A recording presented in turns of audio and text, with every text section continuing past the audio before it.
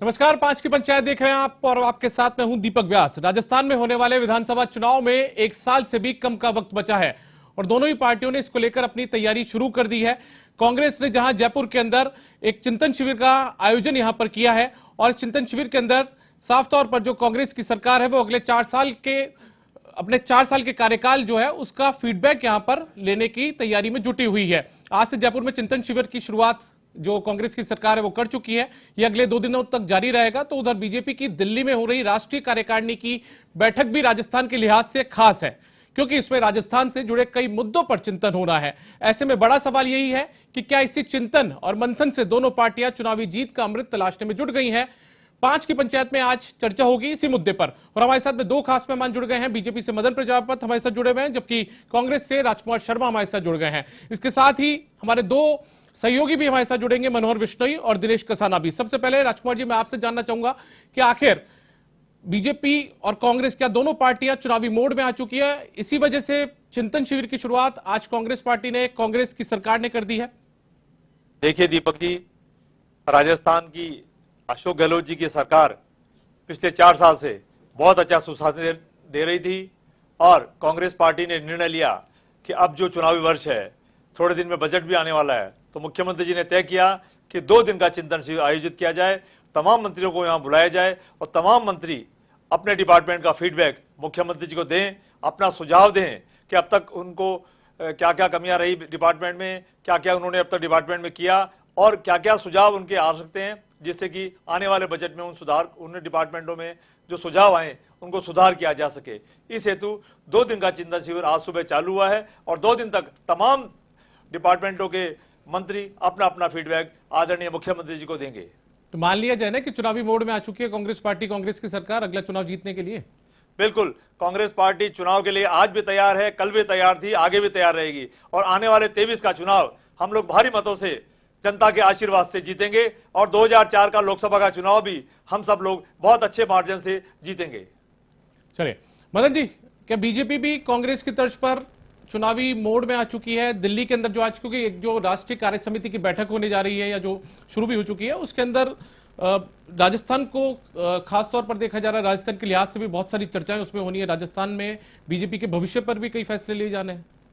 दीपक जी, देखिए, भारतीय जनता पार्टी का जो राष्ट्रीय कार्य समिति की बैठक है वो हर 3 महीने के अंदर होती है और राष्ट्रीय कार्य समिति की बैठक के 7 दिन बाद में प्रदेश की होती है, प्रदेश के बाद में जिले की होती है और जिले के बाद में मंडल की होती है। ये हमारा कार्यक्रम है और ये निश्चित रूप से जो है समय सीमा के ऊपर तय होते हैं और समय पे ही खत्म होते हैं, हर 3 महीने में होती है।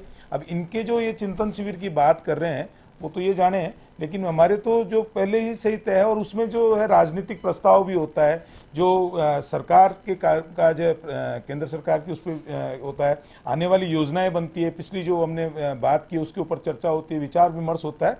तो इस तरीके की कार्य पद्धति के अनुसार जो संगठन की कार्य पद्धति है उसके अनुसार कार्य होता है। रही बात, जैसे अभी आपने इनको कहा था कि क्या चुनावी मोड़ पे आगे हैं, तो बिल्कुल कांग्रेस सिर्फ चुनाव के टाइम पे बाहर निकलते हैं। आप तो हमेशा देखते आए, उत्तर प्रदेश के टाइम पे भी देखते हैं, उसी टाइम पे प्रियंका गांधी जी उत्तर प्रदेश जाती है। इसी तरीके से 4 साल से राजस्थान में सरकार है। अभी मेरे मित्र बता रहे हैं कि सुशासन, तो बहुत ही जोरदार सुशासन लेके आए राजस्थान के अंदर कि कानून व्यवस्था जो है चौपट कर दी। जिस राजस्थान के अंदर शांत प्रदेश माना जाता था, तमंचे चलते हैं, ये राजस्थान के अंदर फिरौती नहीं मांगी जाती थी, फिरौतियां मांगते हैं, महिलाओं के पांव काट के और कड़े निकाल लिए जाते हैं और महिलाओं की अस्मिता जो है, एसपी अगर रिपोर्ट दर्ज कराने जाती है तो एसपी अस्मिता मांगता है। बिलवाड़ा के अंदर 50 रुपए के स्टाम्प पेपर पे बालिकाएं बेची जाती है, आपके चैनलों पे चलाया जाता है, फिर भी सरकार सोई रहती है। जिस तरीके से भ्रष्टाचार की आज पराकाष्ठा है, जिस तरीके से माफियाओं का राज हो गया, बजरी माफिया, भू माफिया, तो ये जिस तरीके की सरकार है। और सबसे बड़ी बात, ये बात वादा करके आए थे 2018 के अंदर, युवाओं से वादा किया था, किसानों से वादा किया था, महिलाओं से किया था। क्या हुआ? किसानों का कर्ज माफ नहीं हुआ। अभी ये बोलेंगे बिजली, 18 लाख कनेक्शन राजस्थान में बिजली के किसानों के बाकी हैं, लाइट नहीं दे पा रहे। रात को 12 बजे किसान जो है वो पाणत करने जाता है, उसको 2 घंटे भी पूरी तरीके से लाइट नहीं मिलती। रात को भी 2 घंटे लाइट नहीं मिलती, 15 मिनट आती है, फिर पानी में घुसता है, फिर बाहर निकलता है, फिर 15 मिनट लाइट आती है, फिर पानी में जाता है, फिर बाहर आता है। तो ये जो सरकार है, इसका बोरिया बिस्तर तय हो गया है और 2023 के अंदर जो है ये सरकार जाने वाली है। और ये तो हम नहीं, इनके खुद के मंत्री भी कहते हैं कि किस तरीके से। और विश्लेषण, दूसरी चीज इन्होंने कहा कि चिंतन शिविर सरकार का चल रहा है दीपक जी, एक बार पूछिएगा सरकार का है या संगठन का है। अगर संगठन का है तो वहां पे सचिन पायलट जी जो है वो अपना शक्ति प्रदर्शन तो कहीं और कर रहे हैं। और अभी रंधावा जी आए थे, जब भी सचिन पायलट और इनके जो खुद की कांग्रेस है उसमें गुटबाजी चल रही है, और ना नेता है, ना नेतृत्व है, और ना ही नियत है। तो इन तीनों चीजों की कमी कांग्रेस में आप देख रहे होंगे। अलग अलग खेमे बने हुए, अलग अलग लोगों की जगह लोग भाग रहे हैं। और सचिन पायलट जी तो बिल्कुल अब जो है पूरी तरीके से अपना शक्ति प्रदर्शन दिखा रहे हैं, और गेलो साहब इधर कर रहे हैं। इसी तरीके से आपने देखा होगा कि उस टाइम सोनिया गांधी जी राष्ट्रीय अध्यक्ष होकर थी, और अभी वाले वर्तमान राष्ट्रीय अध्यक्ष परिवेशक बन के आए थे, किस तरीके से बहरंग लौटाया गया। तो नेता, नियत और अच्छा मदन जी, नेतृत्व मुझे ये तीनों की बताइए कमी कि है। मदन जी, यदि ये स्वयं का मूल्यांकन कर रहे हैं, 4 साल के कार्यकाल का मूल्यांकन कर रहे हैं, तो इसमें तकलीफ क्या है? नहीं नहीं, हमको तकलीफ नहीं है, तो इनका अंदरूनी मामला है। लेकिन ये जैसे बता रहे थे कि भाई संगठन, देखिए संगठन और सरकार दो अलग अलग पहलू है और दो अलग अलग चीजें। तो ये तो कह रहे हैं कि संगठन का चिंतन शिविर नहीं है, सरकार का चिंतन शिविर है। सरकार कर रही है। सरकार का चिंतन, पहले ये बताएं संगठन का है या सरकार का है। अगर संगठन का है, सरकार का है, तो मंत्री होंगे और मुख्यमंत्री होंगे।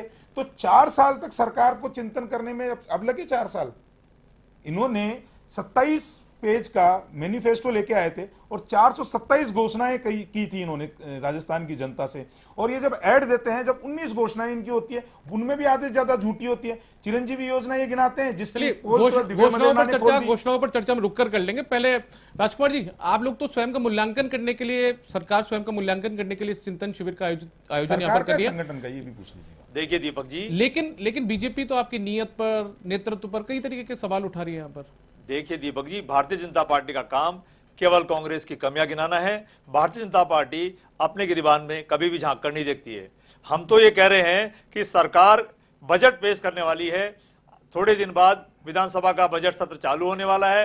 हम राजस्थान के मुख्यमंत्री जी तमाम मंत्रियों से फीडबैक ले रहे हैं, उनके डिपार्टमेंट में अब तक क्या क्या काम हुए उन कामों की जानकारी ले रहे हैं, उन डिपार्टमेंटों में कोई कमियां हैं उनको सुधारने की बात कर रहे हैं। और नो डाउट बजट आने वाला है, बजट में क्या क्या सुझाव आ सकते हैं वो हम इंप्लीमेंट कर रहे हैं। भारतीय जनता पार्टी के पेट में दर्द क्यों होता है अगर कांग्रेस अपना चिंतन सरकार का कर रही है या संगठन का कर रही है?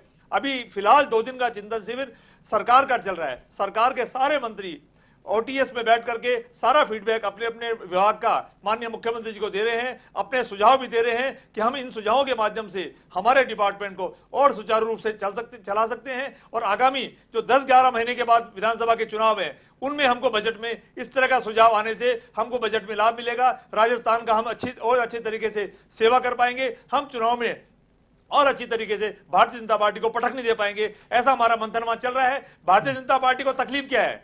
भारतीय जनता पार्टी की राजस्थान की लेकर के जो मीटिंग हो रही है वो दिल्ली में हो रही है, दिल्ली जयपुर की मीटिंग दिल्ली में हो रही है, हमारी मीटिंग यहां पर हो रही है। और रही बात सचिन पायलट जी की, सचिन पायलट जी किसान सम्मेलन कर रहे हैं, तो भारतीय जनता पार्टी को तकलीफ क्या है? वो भी जनता के बीच में जाकर के किसानों के मुद्दे उठा रहे हैं और भारतीय जनता पार्टी से जवाब मांग रहे हैं। और रही बात हमारे पार्टी के अंदरूनी, हमारे पार्टी में कोई मतभेद नहीं है। सचिन पायलट जी भी हमारी पार्टी के हैं और अशोक गहलोत जी हमारी पार्टी के मुख्यमंत्री हैं और दोनों मिलकर राजस्थान की सेवा कर रहे हैं। और आने वाला विधानसभा का 23 का चुनाव हम सब लोग मिलकर लड़ेंगे। इसमें तकलीफ क्या है भारतीय जनता पार्टी? बता दीजिए मदन जी, आगे क्या तकलीफ है आपको? मैं तो इनसे ये इतना कह रहे थे कि भारतीय जनता पार्टी, अभी इनको पता नहीं है, ये कह रहे हैं कि राजस्थान को लेकर दिल्ली में बैठक राष्ट्रीय कार्य समिति है, इनको पता नहीं है। क्योंकि इनके यहाँ सीडब्ल्यूसी की बैठक 5-5 साल तक नहीं हुई। G20 वालों ने बोल बोल के थक गए, लेकिन सीडब्ल्यूसी की एक परिवार से चलने वाली पार्टी सीडब्ल्यूसी की बैठक नहीं करा सकती। तो इनके सीडब्ल्यूसी की बैठक नहीं होती, इसलिए संगठन इनका है नहीं। अब कितने टाइम से डोटासरा जी प्रदेश अध्यक्ष बने हुए हैं, अभी तक इनके पास बूथ पे बैठने के लिए लोग नहीं है, इनके ब्लॉक के अंदर लोग नहीं है, इनके मंडलों में लोग नहीं है। और अभी आपने सुना होगा, आप तो जर्नलिस्ट हैं, कि किस तरीके से गोविंद सिंह डोटासरा जी ने जब ये धरने कर रहे थे, राहुल गांधी जी को ईडी पूछताछ के लिए बुला रही थी, जब धरने कर रहे थे, तो गोविंद सिंह डोटासरा जी का ऑफिशियल बयान है कि उन्होंने कहा था कि मंत्री आता है, पी आता है, गनमैन आता है, जनता नहीं है इनके साथ और कार्यकर्ता भी नहीं है। इसी तरीके से जब इनके मुख्यमंत्री आवास के ऊपर सदस्यता अभियान चल रहा था, उसके प्रदेश संयोजक बनाए, तो उन्होंने कहा था कि कांग्रेस के साथ में लोग जुड़ना नहीं चाहते। तो वो तो स्थिति और परिस्थिति इनके हटा दो, क्योंकि जिस पार्टी में संवाद ही नहीं होता है, जिस पार्टी के अंदर यह कहा जाता है कि प्रदेश अध्यक्ष उप मुख्यमंत्री सचिन पायलट जी थे और मुख्यमंत्री में कई सालों तक संवाद बातचीत नहीं हो, वो कैसा चिंतन करेंगे मुझे नहीं पता। दूसरी चीज इन्होंने कहा कि सरकार के 4 साल के कार्यकाल है पूरा किया, उसके ऊपर चिंतन करेंगे। तो मैं तो दीपक जी आपसे पूछ रहा हूं कि इस तरीके का माननीय मुख्यमंत्री जी को 4 साल हो गए, कितनी बार चिंतन किया उन्होंने? हर साल बजट लेके आते हैं, उस बजट के बाद में कितना धरातल पे आए। ये घोषणाओं की सरकार है। पिछली बार इन्होंने कहा था किसानों का बजट, आज स्थिति और परिस्थिति देखिए किसानों के बजट में क्या हुआ। इतना बढ़िया बजट लेके आए माननीय मुख्यमंत्री जी कि किसानों को आत्महत्या करनी पड़ गई। इतना बढ़िया बजट लेके आए माननीय मुख्यमंत्री जी कि किसानों की जमीन नीलाम हो गई। इतना अच्छा बजट लेके आए माननीय मुख्यमंत्री जी कि किसानों के लाइट के कनेक्शन 18 लाख बाकी रह गए। इतना अच्छा बजट लेके आए किसानों का माननीय मुख्यमंत्री जी कि किसानों को लाइट नहीं मिल रही है, 2 घंटा लाइट नहीं मिल रही है। तो और इतना अच्छा बजट लेके आए कि हम कहते थे कि किसानों के लिए बिजली नहीं बिल नहीं बढ़ाएंगे, 9 बार बिजली की रेटें बढ़ाई इस सरकार ने। इतना अच्छा बजट लेके आए किसानों के लिए कि आज की तारीख में सरचार्ज जो है वो बिजली की यूनिट से ज्यादा बिलों के अंदर जुड़ के आता है। ये इतना बढ़िया किसानों का बजट है। अरे कौन सी यूनिवर्सिटी में राहुल गांधी जी पढ़े, कौन सी यूनिवर्सिटी में माननीय मुख्यमंत्री जी पढ़े और फिर कहते हैं कि किसानों का बजट है। तो ये तो यही बता सकते हैं। चिंतन शिविर बजट की बात ये कर रहे हैं, जितनी बजट में पिछली बार घोषणाएं हुई है ये बैठ के बता दें उसमें से कितनी पूर्ण हो गई है। हर बार मुख्यमंत्री जी खड़े होते हैं और कहते हैं मैं 1 लाख रोजगार दूंगा।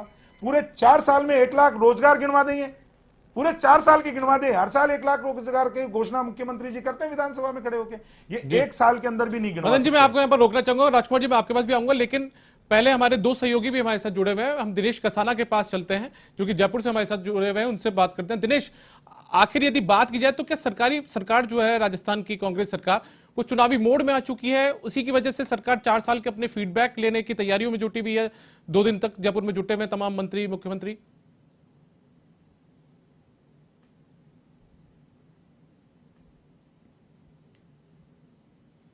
बिल्कुल, देखिए दीपक, अंतिम वर्ष है, चुनावी वर्ष है और आमतौर पर सरकार अंतिम वर्ष में चुनावी मोड में भी आ जाती है। और मुख्यमंत्री अशोक गहलोत अपने तीसरे कार्यकाल का ये अंतिम बजट पेश करने जा रहे हैं। उससे पहले ये चिंतन शिविर हो रहा है। इस चिंतन शिविर के मायने भी यही है कि किस तरह से जो सरकार है वो अपना आत्मचिंतन इसके जरिए कर रही है कि सरकार ने जो योजनाएं दी है अलग अलग विभागों की ओर से जो इम्प्लीमेंट हुई है वो उनका कितना लाभ जनता को मिल रहा है और बेहतर किस तरह से जनता को लाभ दिया जा सकता है। इस बजट में किस तरह से बेहतर घोषणाएं की जा सकती हैं। तो अलग अलग विभागों का प्रेजेंटेशन मुख्यमंत्री अशोक गहलोत इस चिंतन शिविर के जरिए मंत्रियों से लगातार ले रहे हैं। मंत्रियों ने अपने विभाग का ब्यौरा रखा है और पहली बार इस तरह का प्रयोग किया गया है जब मंत्रियों ने अपना प्रेजेंटेशन विभाग का रखा है। आमतौर पर अधिकारी ही प्रेजेंटेशन देते हैं, मंत्री फुल तैयारी में नहीं रहते हैं और इसी का फायदा यही होगा कि जनता के बीच जाकर जो मंत्री हैं जिस तरह की तैयारी की गई है, स्लाइड के जरिए जो प्रेजेंटेशन रखा है, मंत्री भी अपनी जो उपलब्धियां हैं, अचीवमेंट्स जो सरकार के हैं विभागों के, उनको जनता के बीच जाकर बेहतर ढंग से रख सकेंगे। इसके साथ ही जो महत्वपूर्ण योजनाएं हैं, चूंकि लगातार एक मॉडल स्टेट का उदाहरण मुख्यमंत्री अशोक गहलोत दे रहे हैं कि हेल्थ के सेक्टर में एक मॉडल स्टेट राजस्थान बन रहा है, तो हेल्थ की कौन सी बेहतर स्कीम्स हैं जिन्हें बीच रखा जाए। कृषि में किस तरह से नवाचार हुए हैं। अभी तक सुबह से 3 विभागों के 3 सत्रों में डिस्कशन यहाँ पर हुए हैं। पहले मंत्रियों ने अपने अपने प्रेजेंटेशन विभागों के दिए। सबसे पहले चिकित्सा और स्वास्थ्य विभाग का हुआ, उसके बाद शिक्षा से जुड़े हुए जो मंत्री हैं, माध्यमिक शिक्षा मंत्री हैं बीडी कल्ला, उन्होंने अपना प्रेजेंटेशन रखा। उच्च शिक्षा मंत्री राजेंद्र यादव ने रखा। कितने कॉलेज, 211 कॉलेज महाविद्यालय पूरे प्रदेश भर में 4 वर्षों में खोले गए। और उसके बाद तकनीकी शिक्षा मंत्री सुभाष गर्ग, उन्होंने अपना प्रेजेंटेशन रखा। लंच बाद एग्रीकल्चर से जुड़े हुए जो मिनिस्टर है चारों, उन्होंने अपना प्रेजेंटेशन रखा। लालचंद कटारिया ने ईज ऑफ डूइंग बिजनेस में किस तरह से कृषि से जुड़े हुए नवाचार किए गए, किसानों की कर्ज माफी हुई, सहकारिता के जरिए किस तरह से किसानों को ऋण वितरित किए गए, डिजिटल तरीके से ऋण वितरण की प्रणाली बनाई गई है, उसको सरलीकरण किया गया है। ये उदयलाल आंजना जो कोऑपरेटिव मिनिस्टर है उन्होंने अपने प्रेजेंटेशन में बताया है। इसके अलावा कृषि विपणन मंत्री हैं मुरारी लाल मीणा, उन्होंने अपने प्रेजेंटेशन में अपने विभाग के नवाचारों को यहाँ पर दर्शाया है। और मुख्यमंत्री अशोक गहलोत ने जो महत्वपूर्ण स्कीम्स हैं उन्होंने अपने विचार भी उन स्कीम्स में रखे हैं। पेपर लीक का जो प्रकरण था उसमें भी मुख्यमंत्री अशोक गहलोत ने ये बैठक में स्पष्ट कहा है कि जिनकी संलिप्तता है, चाहे किसी भी स्तर का अधिकारी हो, उनके ऊपर सख्त कार्रवाई सरकार कर रही है और करेगी। विभाग को भी ये डायरेक्शन उन्होंने दिए हैं। इसके अलावा अंग्रेजी माध्यम के स्कूल से उनकी सराहना भी राहुल गांधी ने पिछले दिनों की, और इस बजट में और भी अंग्रेजी माध्यम के स्कूल्स खोले जाएंगे। तो इस तरह से तमाम जो योजनाएं हैं उनकी जानकारी मुख्यमंत्री अशोक गहलोत ने ली है और किस तरह से बेहतर ढंग से बजट पेश किया जा सकता है, जनता के लिए बेहतर योजनाएं बनाई जा सकती है, उनका भी ब्यौरा उन्होंने मंत्रियों से चर्चा की है। हमारे वरिष्ठ सहयोगी मनोहर भी हमारे साथ हैं, उनसे भी जानेंगे, चूंकि चुनावी मोड में दोनों पार्टियां हैं और लंबे समय से मनोहर पॉलिटिकल कवर कर रहे हैं। किस तरह से देखते हैं? एक वर्ष चुनाव में रह दिनेश गया है, मनोहर एक वर्ष से भी कम समय दिनेश का- मनोहर से हम ये पूछना चाहेंगे कि आखिर बीजेपी का भी चिंतन शिविर जो है, एक तरीके से उसे चिंतन शिविर नाम तो नहीं दिया गया है, लेकिन राष्ट्रीय कार्यकारिणी की जो बैठक है उसमें राजस्थान से जुड़े मुद्दों पर भी मंथन होने वाला है। तो आखिर बीजेपी राजस्थान का क्या भविष्य रहने वाला है?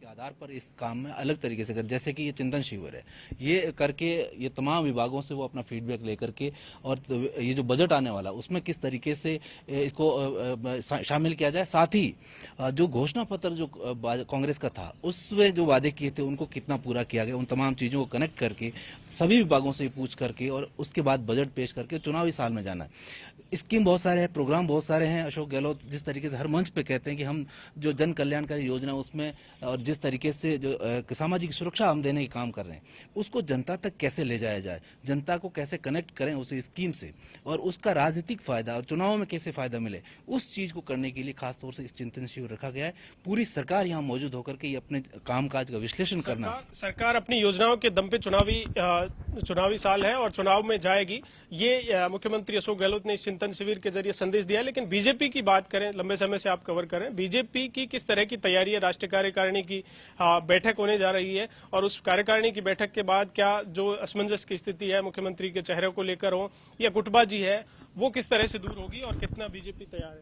बिल्कुल, जैसा कि आज मुख्यमंत्री अशोक गहलोत अपनी सरकार की समीक्षा कर रहे हैं, वहीं दूसरी तरफ बीजेपी राष्ट्रीय कार्य समिति हो रही है दिल्ली में, और वहां दिल्ली में कार्य समिति में हर 6 महीने बाद में कार्य समिति होती है बीजेपी की। लेकिन ये इस मायने में महत्वपूर्ण है कि G20 होना है, उससे पहले अगले साल लोकसभा चुनाव है, इस साल 9 राज्यों में चुनाव होने हैं, तो उस चुनाव में जाने से पहले तमाम राज्यों से फीडबैक लेकर के एक रणनीति बनाई जाएगी भाजपा की तरफ से और वो किस तरीके से आक्रामक तरीके से उतरे। एक इंपॉर्टेंट बात यह है कि हमेशा बैठक में प्रधानमंत्री नरेंद्र मोदी जाते हैं अपने तरीके से, लेकिन इस बार स्टाइल अलग थी, रोड शो करके वो अपने कार्यालय पहुंचे और मीटिंग में पहुंचे। तो कहने का मतलब है कि वो अभी भी ये मैसेज देना चाह रहे हैं कि देश भर में उनका करिश्मा बरकरार है, लोकप्रियता बरकरार है और उनका फेस जो है उनका मुकाबले में कोई नहीं है, दूर दूर तक, चाहे विपक्ष हो चाहे सत्ता पार्टी में हो, कहीं पर कोई नहीं है। तो ये एक मैसेज देने की कोशिश की। साथ ही खासतौर से राजस्थान की बात की जाए तो बैठक को लेकर सबकी निगाहें बनी हुई है और जिस तरीके से अटकलें लग रही है कि राजस्थान में संगठन में कुछ बदलाव होगा, मुख्यमंत्री का चेहरा कौन होगा, इतने सारे जो चेहरे हैं उनमें से किसको सेलेक्ट किया जाएगा, उसको लेकर के भी कुछ जो तस्वीर है वो साफ हो सकती है इस बैठक के बाद में। चूंकि केंद्रीय जो संगठन है उसमें भी कुछ फेरबदल की जो बातें चल रही है, उसको लेकर के भी इस 2 दिवसीय जो बैठक हो रही है उसमें मैसेज दिया जाएगा कि होगा कि नहीं होगा, नहीं होगा तो क्या करना है, होगा तो क्या करना है। साथ ही मंत्रिमंडल के फेरबदल को लेकर चल रहा है, उसमें किस तरीके से संगठनात्मक जो पदाधिकारी जो है वो फीडबैक देंगे कि किस तरीके से हमें बदलाव करना है, सरकार में कैसे फेस होने चाहिए, संगठन में कैसे होने चाहिए, ताकि हम राज्यों के चुनाव में जाने में आसानी रहे और लोकसभा चुनाव में जाने में आसानी रहे। तो ये तमाम चीजें उसको लेकर के 2 दिन में वहां चर्चा की जाएगी। राष्ट्रीय कार्यकारिणी और उसके साथ प्रधानमंत्री के राजस्थान दौरे। आगे बढ़ते हैं और हमारे साथ में जो हमारे 2 खास मेहमान जुड़े हुए हैं, हमारे सहयोगी जुड़े हुए हैं साथ में, उनसे चर्चा का सिलसिला आगे बढ़ाते हैं। राजकुमार जी, मैं आपसे ये जानना चाहूंगा, एक तरफ तो आप अपने जो स्वयं का जो मूल्यांकन है, यानी कि सरकार स्वयं का मूल्यांकन करने में जुटी हुई है, लेकिन दूसरी तरफ आप अपनी योजनाओं की भी जो एक तरीके से तारीफ है वो यहां पर कर रहे हैं प्रेजेंटेशन के जरिए, लेकिन जो बीजेपी है वो लगातार आपके ऊपर सवाल उठा रही है, चाहे वो रोजगार का मामला हो, चाहे वो महंगाई का मामला हो, चाहे वो दूसरे कुछ मामले हो, कानून व्यवस्था का मामला हो। देखिए दीपक जी, भारतीय जनता पार्टी, अभी मैंने कहा था कि अपने गिरिबान में झांके। आज मैं जब घर से यहाँ आ रहा था तो मैंने टेलीविजन पे देखा कि राजस्थान के और पूरे देश के बीजेपी के जो आज डिस्कशन चल रहा है, मुद्दों पे जो मीटिंग चल रही है, उसमें प्रधानमंत्री नरेंद्र मोदी जी अपनी 1 या 2 या 5 गाड़ियों के साथ जाने की बजाय पूरे काफिले के साथ रोड शो करके आने, ये क्या कहना चाहते हैं? पूरे देश को क्या संदेश देना चाहते हैं? क्या ऐसा करने से देश के बने जो प्रमुख मुद्दे हैं उनको भटकाना चाहते हैं? क्या बेरोजगारी के मुद्दे को भटकाना चाहते हैं? क्या महंगाई के मुद्दे से हटाना चाहते हैं? क्या देश में जो अमन चैन गायब हो गया है उस मुद्दे से अपने आप को हटाना चाहते हैं? हमारे राष्ट्रीय कार्यकारिणी की जब बैठक होती है, हमारी जो CWC की बैठक होती है, तो हमारे कांग्रेस के अध्यक्ष हो, चाहे श्रीमती सोनिया गांधी हो, चाहे राहुल गांधी हो और चाहे खड़गे साहब हो, ये लोग अपने एक या 2 व्हीकल से आते हैं। कई बार तो सोनिया गांधी, राहुल गांधी जी पैदल आते हैं। अपने कार्यालय में नरेंद्र मोदी जी दिल्ली में ही रहते हैं और अपने भारतीय जनता पार्टी के कार्यालय में आते हैं और लाखों करोड़ों रुपए का खर्चा करके आते हैं और वेव करते हुए आते हैं, सड़कों को जाम करते हैं, दिल्ली की जनता को परेशान करते हैं, हिंदुस्तान की जनता को परेशान करते हैं। क्या संदेश देना चाहते हैं देश को? ये मैं भारतीय जनता पार्टी से पूछना चाहता हूं कि इस वक्त जब कार्यकारिणी की बैठक चल रही है तो उसमें रोड शो करके आने की आवश्यकता क्या पड़ गई? रही बात हमारी, हम तो हमारी पार्टी का चिंतन शिविर कर रहे हैं। हम हमारी सरकार को लेकर हमारे पूरे मंत्रिमंडल के तमाम साथियों को मुख्यमंत्री लेकर के एक साथ बैठ रहे हैं, चिंतन कर रहे हैं, डिस्कशन कर रहे हैं, सुझाव ले रहे हैं। तो इनको क्या तकलीफ है? मैं भारतीय जनता पार्टी को कहना चाहता हूं कि अपने केजरीवाल में जाके पहले ये तय कर लें कि राजस्थान के अंदर 8-8 9-9 जो दूल्हे बने घूम रहे हैं मुख्यमंत्री को लेकर के, कभी वसुंधरा जी बनते हैं, कभी कटारिया जी बनते हैं, कभी पूनिया जी बनते हैं, कभी राठौर साहब बनते हैं। ये खुद तो तय कर लो अपने घर में, ये तय ही नहीं कर पा रहे हैं और बार बार पूछते हैं कि सचिन पायलट साहब क्या कर रहे हैं, गहलोत साहब क्या कर रहे हैं। इसलिए मैं बार बार ये कहना चाहूंगा कि अपने केजरीवाल में जाके, और कांग्रेस पार्टी निश्चित तौर पर बहुत अच्छा काम कर रही थी। चिरंजीवी योजना से इनको दर्द हो रहा है। हम लोग महिलाओं को 12 महीने के सैनिटरी नैपकिन बांट रहे हैं, इनको दर्द हो रहा है। ये रेवड़ी का उसको नाम देते हैं, हम लोग मुफ्त बिजली दे रहे हैं 50 यूनिट, इनको दर्द होता है। ये बार बार कहते हैं कि अब रेवड़ी बांट रहे हैं। तो इसलिए मैं कह रहा हूं कि कांग्रेस पार्टी अपना काम कर रही है, इनको काम करने दीजिए। और अगर फिर भी कहीं आपको कोई तकलीफ है तो विरोध प्रदर्शन करो ना, कौन मना करता है आपको? पूरी भारतीय जनता पार्टी केवल मुख्यमंत्री बनने में लगी हुई है। ये सचिवालय बैठा हुआ है, ये विधानसभा बैठी हुई है। एक भी भारतीय जनता पार्टी का कोई बड़ा प्रदर्शन पिछले 4 साल में हो तो मुझे बता दो। ये बताना ही नहीं चाहते, कुछ कहना नहीं चाहते, केवल टीवी पे आते हैं या टीवी पे बैठते हैं या कमरे में बैठ के मीटिंग करते हैं और कांग्रेस पार्टी की बुराई करके चले जाते हैं। इसलिए मैं कहना चाहता हूं कि कांग्रेस पार्टी अपना काम कर रही है, काम करने दीजिएगा। और बिना भारतीय जनता पार्टी के सहयोग से, बिना केंद्र के सहयोग से हम हमारा बहुत अच्छा वित्तीय प्रबंधन कर रहे हैं। कोरोना में हमने कहा कि कोई व्यक्ति भूखा ना सोए, हमने भूखा नहीं सोने दिया। हमने बहुत सारे विश्वविद्यालय खोले, कॉलेजेस खोले, महात्मा गांधी अंग्रेजी स्कूल खोले, चिरंजीवी योजना के अंदर लाभ दिए। हमने तो जानवरों को भी लाभ दिए, हमने जानवरों के टेस्ट फ्री किए, जानवरों की दवाइयां फ्री की। हम तमाम तरह की ये बात कहते हैं कानून व्यवस्था के लिए हमने पाबंद किया है। प्रत्येक थाने में एफआईआर लॉन्च करने का पाबंद किया हमने वहां स्वागत कक्ष बनाए ताकि आम आदमी थाने में जाकर के अपनी शिकायत दर्ज करने में हेजिटेट नहीं करे, पुलिस को अपना मित्र माने, जाके अपनी बात कहे। बात कहने पर उसको सुझाव आएगा तो वो इंप्लीमेंट करेगा। इसलिए मैं कहना चाहता हूं कि तमाम, हम पेपर लीक की बात कर रहे थे, पेपर लीक के मामले में जो भी अपराधी पकड़ में आ रहे हैं उनको हम, आप देख रहे हो रोजाना पिछले 4 दिन से लगातार देख रहे हो उनकी संपत्तियां किस तरह से हम ध्वस्त कर रहे हैं। और मैं फिर कह रहा हूं, अपराधी चाहे छोटा हो चाहे बड़ा हो, अपराध चाहे छोटा हो बड़ा हो, राजस्थान के मुख्यमंत्री, राजस्थान की सरकार किसी को भी नहीं छोड़ेगी, चाहे वो उसमें अधिकारी हो, चाहे वो कांग्रेस का नेता हो, चाहे भारतीय जनता पार्टी का नेता हो, कोई भी बख्शा नहीं जाएगा, ऐसा मेरा मानना है। मदन जी, इन्होंने जवाब दे दिया आपके आरोपों का, चाहे से वो पेपर लीक का मामला हो। लेकिन जैसे ये कह रहे थे वैसे मान लिया जाए कि मतलब चुनावी जो बारात होगी आपकी, उसका दूल्हा तय कर लिया जाएगा आज की उसमें। देखिए दीपक जी, इन्होंने इतनी बातें कही है तो आप सुनिएगा मेरी। ये कह रहे हैं कि हमको दर्द क्यों रहा, हमको क्यों दर्द होगा, बैठक कराओ ना। ये कह रहे थे CWC की बैठक होती है, आपको कवर की है कि आप तो जर्नलिस्ट हो, पिछले 3 साल से 4 साल से एक भी CWC की बैठक को कवर किया है क्या आपने?